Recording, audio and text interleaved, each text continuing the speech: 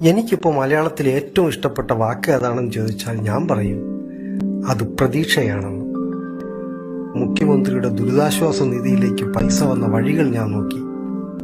കൊച്ചുകുട്ടികൾ കുടുക്ക പൊട്ടിച്ചതും സമ്മാനം കിട്ടിയതും കൊടുത്തു. ചെറിയ ജോലികൾ ചെയ്തുണ്ടാക്കിയ വരുമാനം കൊടുത്ത വിദ്യാർത്ഥികളുണ്ട്. ഓട്ടോ ഓടി കിട്ടിയ കൂലി കൊടുത്ത ചേട്ടന്മാരുണ്ട്.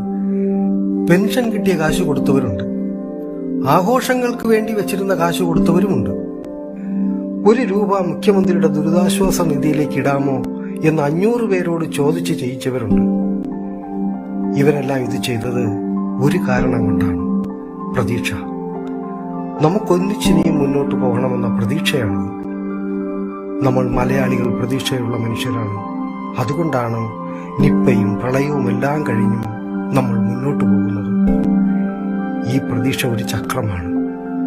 നമ്മൾ കൊടുക്കുന്നതെല്ലാം നമ്മളിലേക്ക്, നമുക്ക് ചുറ്റും തന്നെ എത്താനുള്ളതാണ്. അങ്ങനെ ആ ചക്രം കറങ്ങി മുന്നോട്ട് പോകും, ഒരുപാട് ദൂരം. അതുകൊണ്ട് നമുക്ക് ഇനിയും കൊടുക്കാം, എത്ര ചെറുതാണെങ്കിലും, പ്രതീക്ഷയോടെ മുഖ്യമന്ത്രിയുടെ ദുരിതാശ്വാസ നിധിയിലേക്ക്.